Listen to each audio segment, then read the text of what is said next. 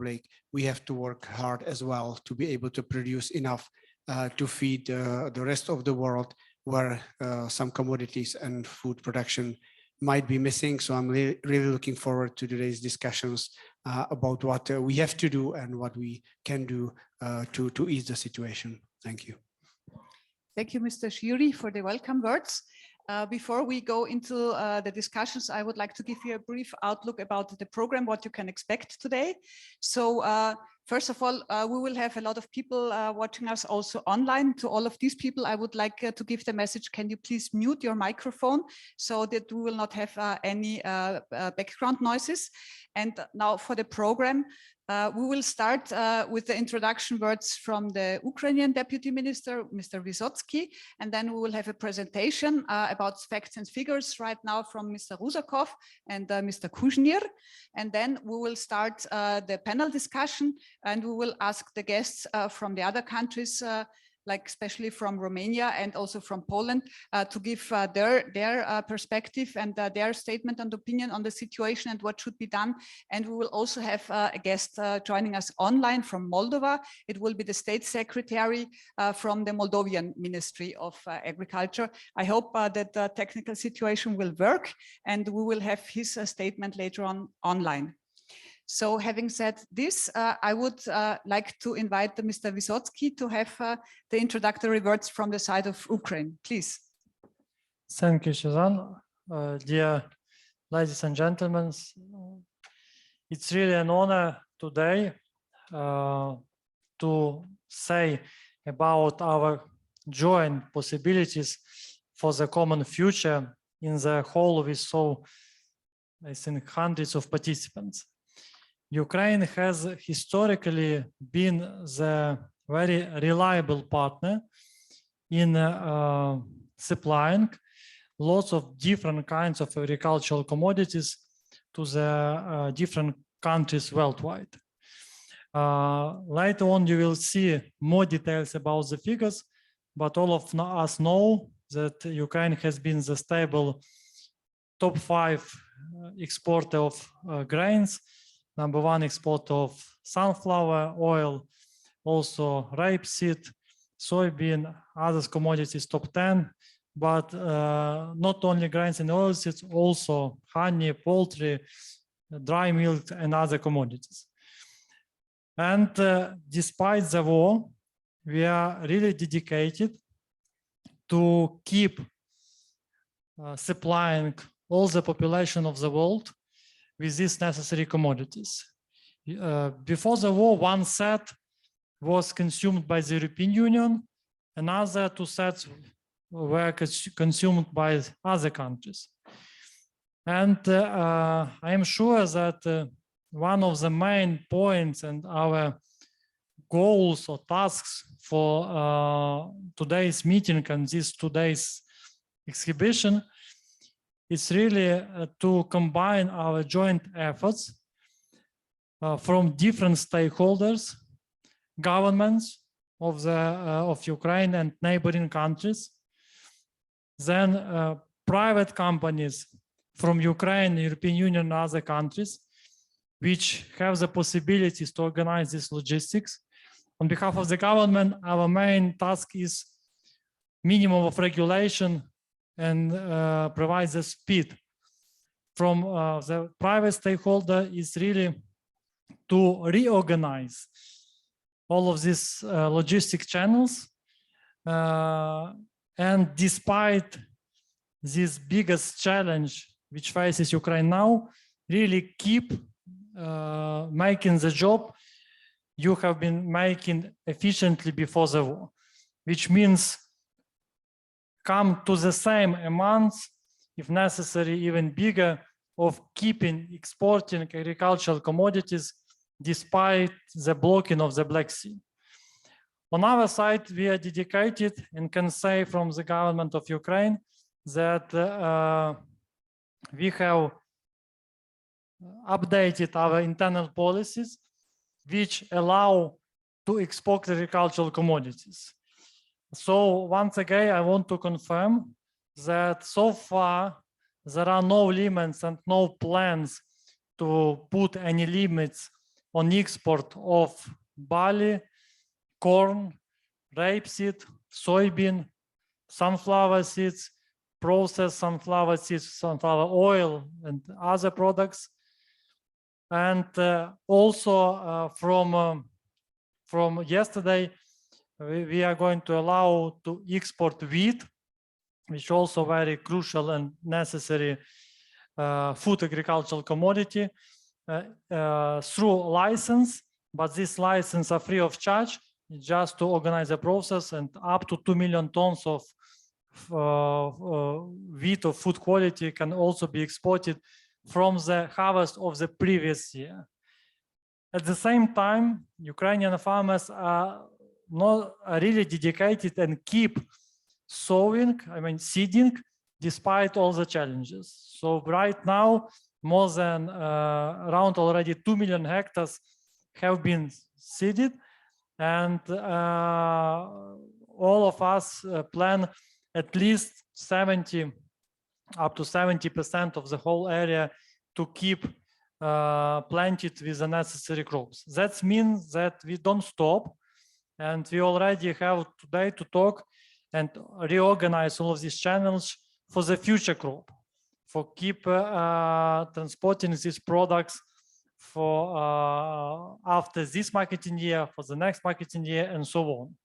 So to finalize my welcome, once again, I want to confirm that the government of Ukraine, the people of Ukraine, the farmers of Ukraine, private companies are dedicated to supply the necessary agricultural commodities to the people all over the world, which need them for feeding, for fighting hunger, and for developing. Thank you.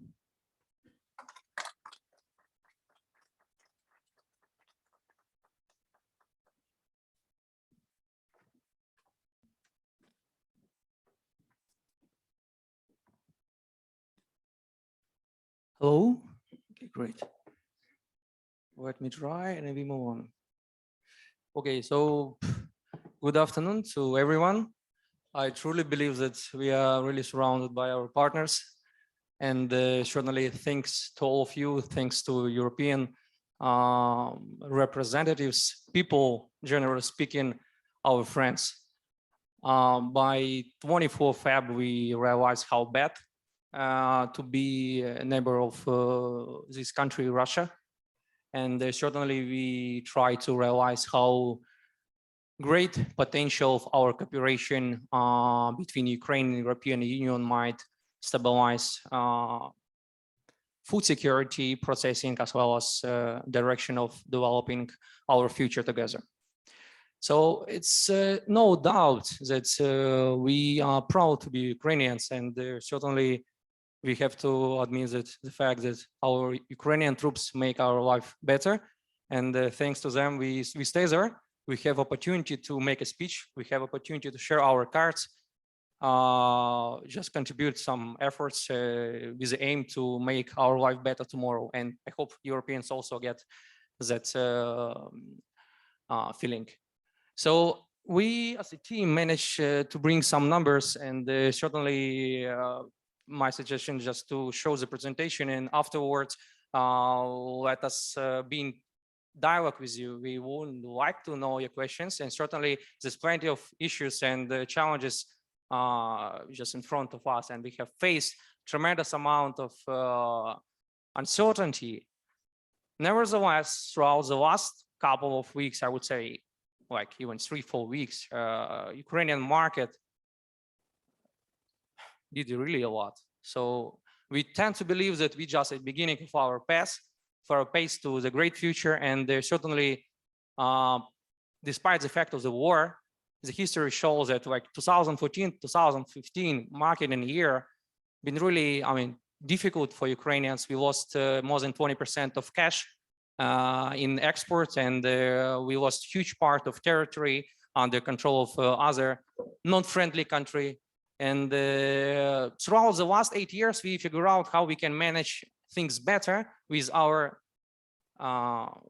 friends from Europe. So let us say a few words and just make a focus on presentations. And So it's been already discussed how important Ukraine is, and it's just kind of data proving that, and it won't be anything specific unless we come to the last slide and we have a talk how good to be Ukrainian, how big influence of Ukrainian market, etc. But nevertheless, let's just make a short summary. So Ukrainian market been really like impressive last year, or like this year, 21, 22. We harvested like about 32 million tons of wheat, and we've been really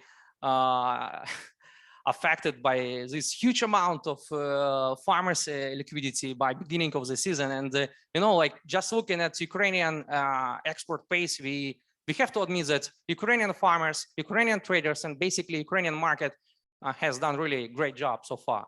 And I have no doubt that despite these difficulties and certainly shortage of logistical opportunities, we'll find the way how to manage this out within next few months.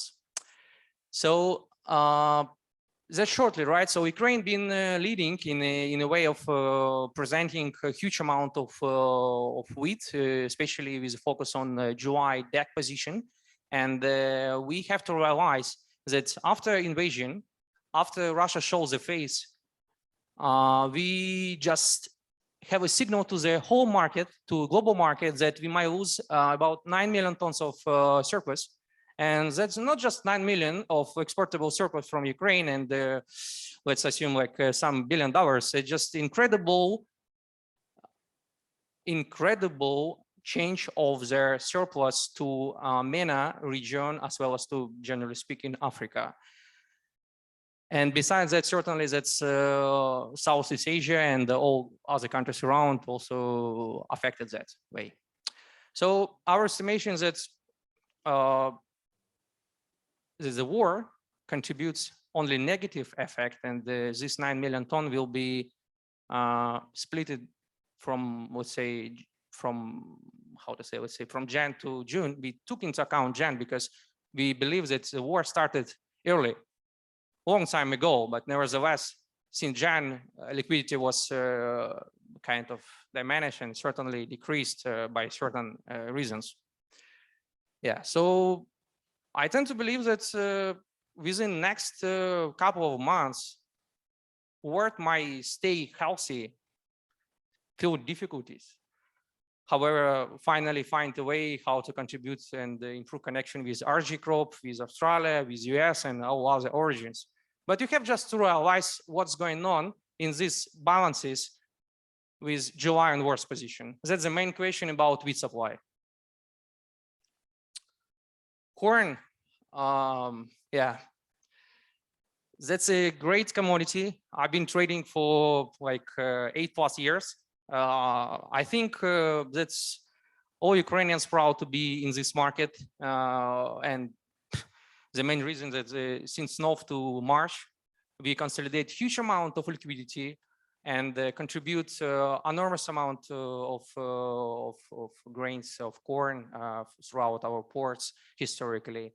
And just coming retrospectively, we have to remember that by December 2021, the whole export capacity reached 7.8 million tons. You just might realize how big the number is. If you just take into account Baltic exports, Polish export, like part of European countries export, including Balkans, etc., it will be still less number than Ukraine contributed just by themselves. So that's just incredible job, and certainly Ukrainian corn market, it depends the season, takes lead from beginning of the season, from October till main part of campaign, kind of April, May, and corresponds to second, third, or fourth position throughout the leaders of global corn market, just staying after US and competing with Brazil, RG throughout the history. Yeah, sun oil is just so much sense to highlight how important the role of Ukraine in this market, how big we are, and we are certainly proud of being leaders. And it's not just numbers that we might lose, like that we lost or might lose, so like close to 5 million tons of supply. this incredible result and effect might be just really efficient to European consumers, to supply chain, which been well depends on Ukrainian supply. So while wheat might find compensation and replacement from other countries, what we already discussed, RG, like Canada, whatever, like US and Australia, sun oil, it's a big task.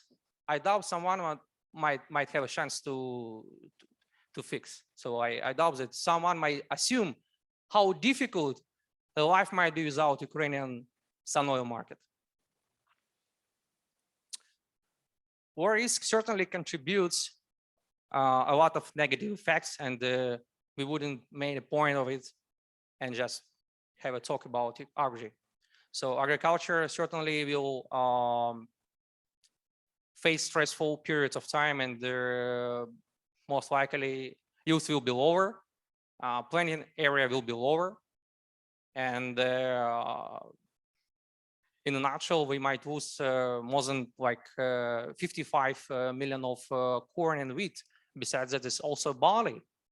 We pretty know that Europeans are not really, I mean, depends on Ukrainian barley, but nevertheless, imagine how big the dependence is from Africa market, from MENA market. Those countries really been main importers of Ukrainian origin, and it will be really a mess this season, started just by beginning of campaign, unless Russia just makes the right things, stops the war, and let Ukraine do much more efficient and prosperous things to the world society. Yeah, and certainly that's more than 1/2 of sun oil and sun meal markets, so just incredible numbers. Again, it's no way to replace it. It's not much sense to dedicate more attention to that, because everybody knows how important this market is. And you know, I came yesterday late, and I just realized that somebody was mentioning that Ukraine will face difficulties with logistics, with their ability to keep the surplus up, and even rumors been mentioning that Russian analytic and other people might say that Ukraine won't pass more than 500,000 tons monthly. No, there's no way. Ukraine will do more. Certainly, we face by beginning of the program with tremendous number of challenges: west border, shortage of acceptance by the ports, no fleet, no barge fleet, no railway fleet, no trucks, no licenses. But I have to admit that commercial market really fighting crazy. Government tries to support that. But while Ukrainian farmer in a way of processing with his planting campaign, staying under rockets, missiles, commercial market really contributes a lot. By coming to this event, spending own money without having much support from maybe companies, but just trying to elaborate, involve, and embrace new ways of cooperation between our countries. So we tend to believe that Ukrainian exports will be more than 1 million tons per month, and we are slowly coming to that digit. There's certainly certain forecasts throughout the next 3 months, 6 months, and certainly it will be gradual improvement of our logistics, even by using alternative way of supplementing our positions. Also, we don't think that Ukraine should face these tremendous difficulties with war conditions for the next half a years or so.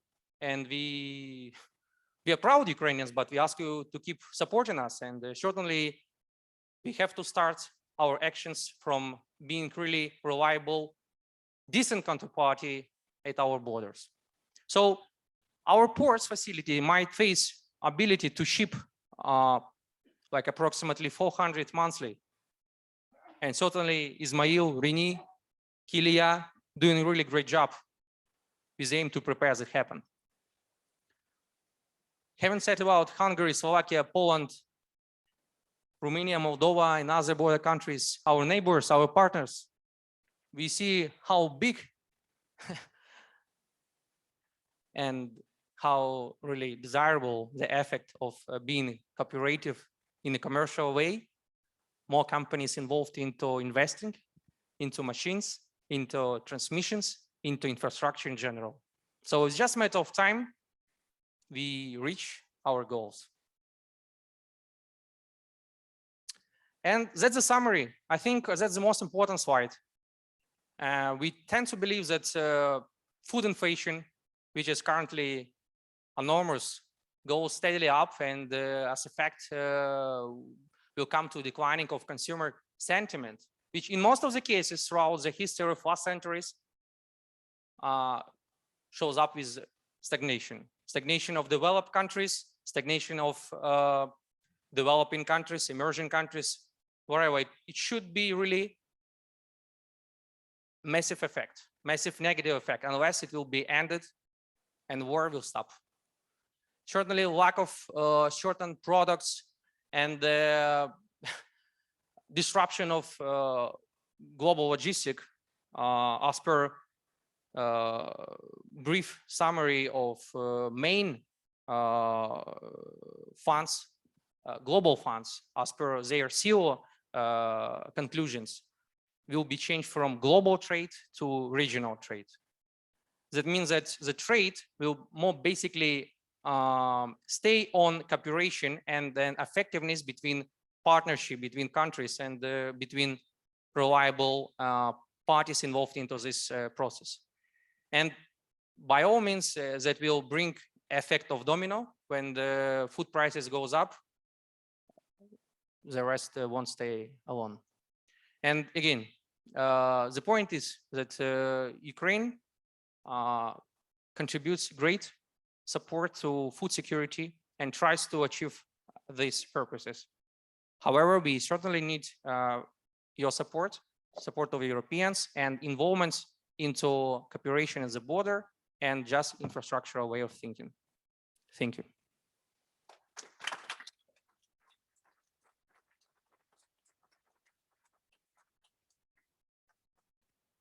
Thank you, Roman. So Vitaly, you will. Yeah, I can add something like, oh, not just three. So I'm the commercial director of the one of the agriculture company in Ukraine. So I spent like a lot of days in traveling across the Europe for the last 35 days. I was the one of their like the person who like trying to organize this let's say meeting and this like maybe the first public event after the beginning of the world after the beginning of the war in Ukraine. And the idea is of this meeting today is just to give the right message to the European countries, to European partners, to the people who support us all over the world, and to say that first of all, we are thank you for all your support. It's very important for us. And if speak about the agriculture export and the importance of their our export to the world and to the Europe, that very important today. What we meet on the borders, on the cross points of the Europe and the Ukraine, that we need to have the support from our partners with the equipment that can be delivered on the border, because our country is very efficient in the perspective of the logistics inside the Ukraine. And we can deliver as much corn, as much sunflowers, as sunflower oil, different important agriculture products that is necessary in the Europe, in the world. And from your side, we need the equipment that we can use. This is the barges, this is the wagons, this is their grain trucks, the oil trucks.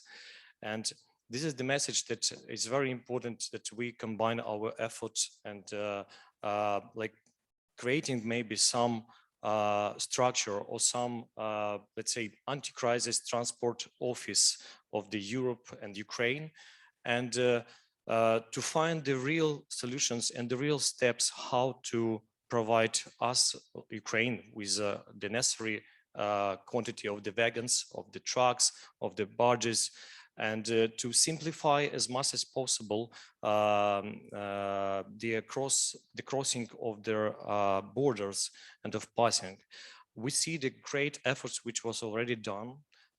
We see that the Europe countries, they canceled the permissions of cargo trucks coming into Europe.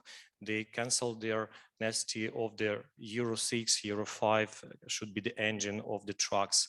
So we see that the great efforts was done by the Europe Union and our partners, Poland, the Romania, the Hungary, the Slovakia, the Moldova, and the other countries. But in the practical side, what I see in every day, the statistics of the crossing boarding points, that we are really struggling of the lack of the wagons, of the trucks, and of the barges. That's the main point. So that we are very defend of you of your let's say of your infrastructure, of your possibility to bring us, to deliver us this possible this equipment for exporting the agriculture products. It's not only about the agriculture, it's actually about the whole industry, the whole economy of the Ukraine, which is very exported oriented, let's say. And my message and my idea was of this event is just to say that we are ready to work 24/7. Just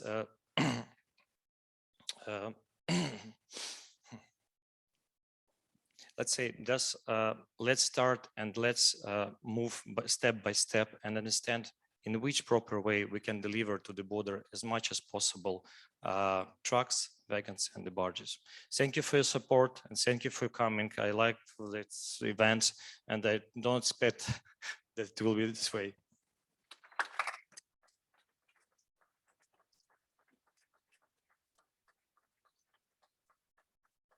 Thank you very much, Vitaly. I know that you've been running around Europe day and night during the last weeks, almost month now. And trucks, barges and wagons, this is what I remember from all your speeches, what seems to be needed most. Also, thanks very much, Roman, for giving us the latest facts and figures. I think this is really very interesting and important information you gave us. Before we go now into a discussion with the audience, I will ask our guests on the podium to have a short statement. What's the perspective of all this situation from your country and what is needed from your side? And then we can go into the discussion, and we have two people with the microphones that will be able to collect your questions. So probably, let's say, ladies first. Mrs. Magdalena, may I ask you with the statement from the Polish perspective? Yes, thank you very much. Poland supports Ukraine, people support Ukraine as a sovereign independent state. And we are ready to support Ukraine's side in this difficult situation as much as possible. And the food safety and agriculture exchange is one of the examples of this field of cooperation we have to enhance. And I must say that our ministers of agriculture are in close contact. The representatives of authorities are in the same, in this stable, intensive contact. This way, we also established the position of the plenipotentiary of the government for this agricultural cooperation. And the subject of the latest meetings is, of course, dedicated to humanitarian aid, including food aid, facilitation of transport, transport of agri-foods, or veterinary and phytosanitary issues as well. And we agree with Ukrainian side that this is important to ensure foremost efficient transport of goods across the Polish-Ukrainian border in the current conditions. It is very important to simplify all the procedures as much as possible.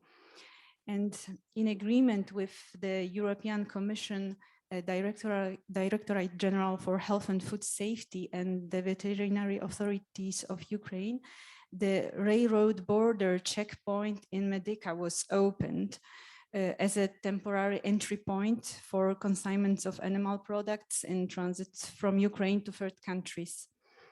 This action is intended to provide alternative transportation routes for such consignments due to the blockade of seaports in Ukraine, and as we saw on the map. I know that the main veterinary inspectorate is now negotiating with the Ukrainian side on the procedure of veterinary medicines delivery to Ukraine in connection with the reported demand of Ukrainian farming communities. And the next meeting of our Minister of Agriculture, Henryk Kowalczyk, with new Ukrainian Minister of Agrarian Policy and Food, Mr. Mykola Solski, will take place within 13 days. And all this, the intention of this meeting is to certainly evaluate all the actions that has been taken so far and to identify opportunities for the future. So we are looking forward to this meeting, and this is all from my side. Thank you very much. Thank you very much for this very interesting information also. As next, I would like to ask Mr. Bunduk, coming from the Transport Ministry. I think that's actually a very good choice because transport and infrastructure is very relevant to discuss the challenges. So please. Yes, indeed. I also think so. I would like to begin my speech by condemning in the strongest terms the flagrant violation by the Russian Federation of the international law and the sovereignty and territorial integrity of Ukraine, and as well the actions of the Russians against the Ukrainian people. As you know, Romania has been actively involved in responding to support requests which came from Ukraine. And we stay in close touch with our colleagues in the ministries of Ukraine and also of the Republic of Moldova. We are doing everything we can to help them. Now we are working on an interactive map meant to identify the best routes and the best and to all the crossing points, the border crossing points, in order to optimize the transport of goods. We are having in mind the exports from Ukraine which come to our country, but also we are thinking about the goods needed to be transported to Ukraine. In this matter, I will mention the port of Constanța, which is our main port at the Black Sea. I came here with a team, with my colleagues, the representative of Port of Constanța and also the representative of the National Rail Freight Company. Please, you may stand up so that people know you.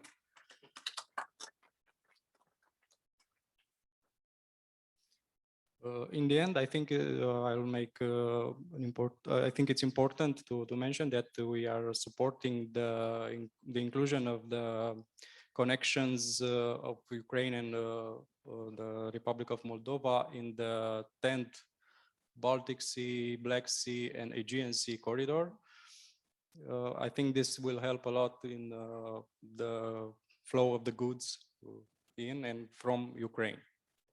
Thank you. That's all. Thank you so much. Obviously, Romania is very important and also very much involved. Then I would like to ask Mr. Shiri, you had already some introductory words, but maybe you want to add something at this point as well? Thank you for the floor again. Very briefly, of course, we know that we have to work hard, everybody. We are trying to help Ukraine and its people it's quite symbolic because when I was on my way here, I was passing the Ukrainian refugees of war, and you know that in this building, a lot of work has been done to welcome them here, to formalize their status, and to enable them to stay here for the period they need. Also, as regards other help, the Ministry of Agriculture of the Czech Republic, together with the Ministry of Foreign Affairs, we have prepared some consignments of food for Ukraine within the humanitarian help. Actually, yesterday morning, 224 pallets have headed on their way towards Ukraine. It's all long shelf life food, so it's to really help the refugees, the internally displaced people. So we are trying to help also this way. As regards logistics, I'm not sure that the Czech Republic would be on the main routes. I believe it's for our colleagues from Romania and Poland who perhaps will have bigger shares of the loads that will be transported.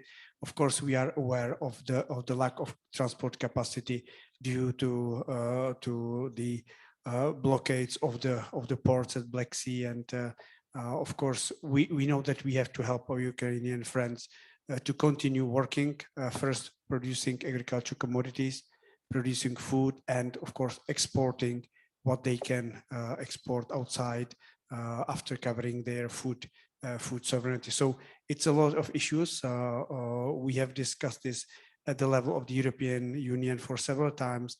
The ministers of agriculture discussed it in Luxembourg last Thursday on the 7th of April. At the beginning of the debate on agricultural market, the Minister of Agrarian Policies of Ukraine intervened, Mr. Nikola Solsky, through video conference. So the ministers got input from him on what they need. We understand that some farmers and food producers, they need fertilizers and seeds, machinery, veterinary medicines, and so on. And we are working hard to be able to supply at least some of these items to help them to produce this season, which will not be easy, but we are optimistic. We believe that we'll make it. And working together, all the member states of the European Union, our friends in neighborhood, we believe we can help Ukraine with these issues. And of course, we'll see how much the Czech Republic will be able to help in regards of logistics, but we can be supportive at the European Union level to simplify the procedures, as we have heard, to make things flow smoothly and to do everything that we can help Ukraine in their need. Thank you. Thank you very much. I think as a last statement, we should have now Mr. Anatoly Fala, State Secretary from the Ministry of Agriculture in Moldova. Mr. Fala, are you with us? Yes, good afternoon, dear partners. Minister of Agriculture and Food Industry of Republic of Moldova appreciate very much the organization of this conference to discuss issues and identify the solution in this crisis situation. On February 24, the reality in the Republic of Moldova was changed. Over the years, the Republic of Moldova has cultivated peaceful relations with all the partners. But in the moment the war in Ukraine caused of the invasion of the Russian Federation produced dramatically changes of the economy and also in the agricultural sector. The impact of this crisis in the agriculture sector is affected of 430 million lei of the export of Moldavian goods for East European country, Ukraine, Russian Federation, and Belarus. This export of the apple, of the wine, of the grapes, fruit, grapes, and juice. Because for these goods, this country was the most important partners. For the imports of the good, we have a relation with Ukrainian, Russian, and Belarus with the imports of $1,800 million of the import of the goods. First of all, this is imports of the fuel for agricultural sector. Second, this is import of the fertilizers and also of the machinery. These have a seriously affect of the agricultural sector in the Republic of Moldova, and the relation with export-import will be decrease of GDP of Republic of Moldova of 4.42% of GDP. Also, the biggest problem in the moment was the logistic for transportation of the good with Moldavian exporters in neighbor country, also for assurance the contract in independent state of East, like Azerbaijan, Armenia, Georgia, Kazakhstan, Tajikistan, and other countries. The cost of the logistic is increased about 15% in comparison of the last period before of the war. And additional transportation cost of this problem will be $200 million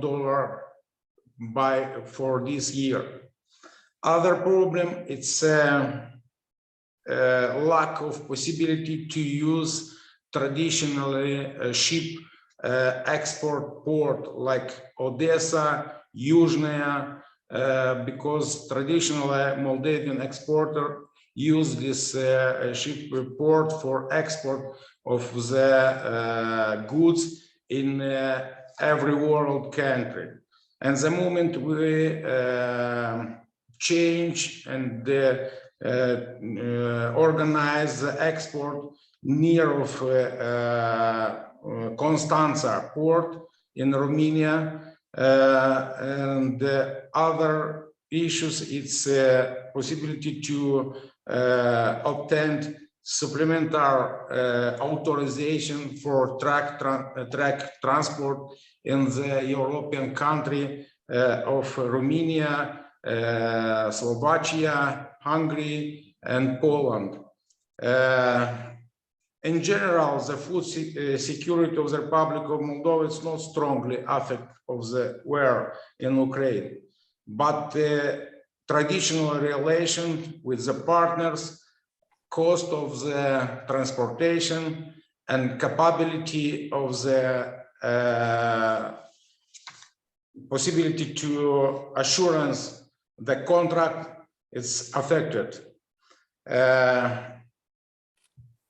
For the future, I am not sure how it's longer will be this conflict, but for us it's very important with neighbors, country partners to identify the solution for assurance Moldavian and foreign partners with the possibility to make a good trade relation. Thank you very much for this possibility, and I think will be identify good solution for the future. Thank you, Mr. State Secretary. So now that we have understood also the statements from the neighboring countries, from most of the neighboring countries, I would like to invite you to come up with your questions. we have two people with the microphones that will go to you. You might raise your hand if you have a question. And of course, I would like to point out that there is a booth from Ukraine Ministry and all the Ukrainian companies also out there. So of course, after this event, you're all very welcome to talk to our guests also at the booth and to have the more specific bilateral discussions. So does any of you have a question to our speakers of today? So the lady with the microphone is coming. Can you please shortly introduce yourself, which country, which company? I'll kickstart this session. I'm from Ukraine, representative for Starta, which is one of the top producers in Ukraine. We produce 1 million tons of grain and oilseeds. And my question is to the Ukrainian government. We've heard those numbers, 200,000 tons, 500,000 tons capacity of the railway. As far as I understand, the railway monopoly Ukrzaliznytsia imposed certain quotas between grain, metals, iron ore, and other goods. And given the concerns about the global hunger and food security, is there any flexibility to increase grain supplies and quotas at expense of other goods? Thank you for the question. So far, there are no quotas. Indeed, at least so far, the agricultural commodities don't take the main share. It's true, because historically, till the war, other types of commodities were more actively exported through the western border, and the infrastructure is more prepared for others. But as soon as all of us can organize the better possibility and infrastructure for grains, oilseeds, process agricultural commodities, there will be no problems if in the end we have 60 or 70% of agricultural commodities within all the shipments. So it's not about quotas, it's about our possibility to increase the export of agricultural commodities. Thank you. Thank you very much.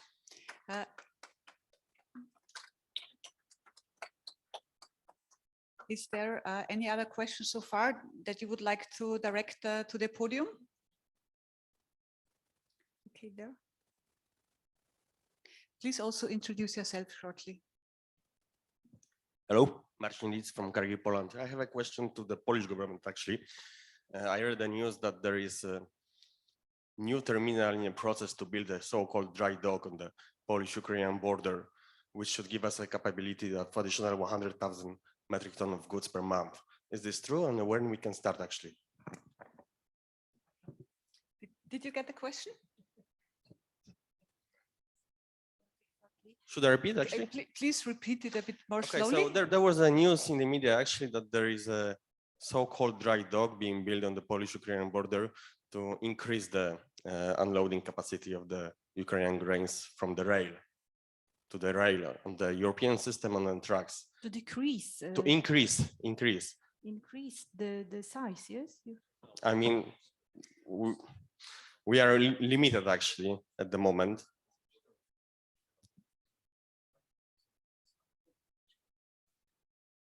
Just wait a moment. Okay.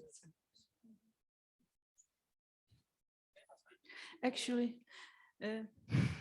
no, thank you very much for this question. I cannot comment on this topic as I cannot verify this information as I represent the Embassy of the Republic of Poland. So please forgive me. I'm not an expert in the domain, not a representative of the agriculture, but as a person who follows the news directly, I cannot confirm it. If you don't mind, I can support you with a reply. Indeed, after the previous meetings of our both ministers of agriculture, there was such news in Ukrainian. I think also it can be distributed, I guess, in other countries, that they have preliminarily agreed to start building such a project of, I saw, dried port. So when you can quite quickly from our wagons of our standards move to wagons of European standards. It's true. Politically, it has been agreed, and now the railways, Ukrainian railway on our side and Polish partner are fixing the land plots and building on the projects to move on. So it can be done optimistically in 2-3 months. It still will take some time to come to the capacity you announced, 100,000 tons. Yes. Thank you very much. Is there another question from the audience? Okay, I think that was exactly a good example for bilateral discussions that probably you can have after this event. And I would like to repeat one more time the possibility. There is the Ukrainian booth out there, and most of our speakers will be there and will be ready to answer your questions and to also have the bilateral discussions and agreements also about the different ways of businesses. So if there is no more questions at this point from the audience, I would like to close this meeting today and thank all of you for being here, especially, of course, our guests that made the long way to travel here. And I wish you all fruitful discussions and may many positive results come out of this event today and all your discussions later on. Thank you so much. Goodbye.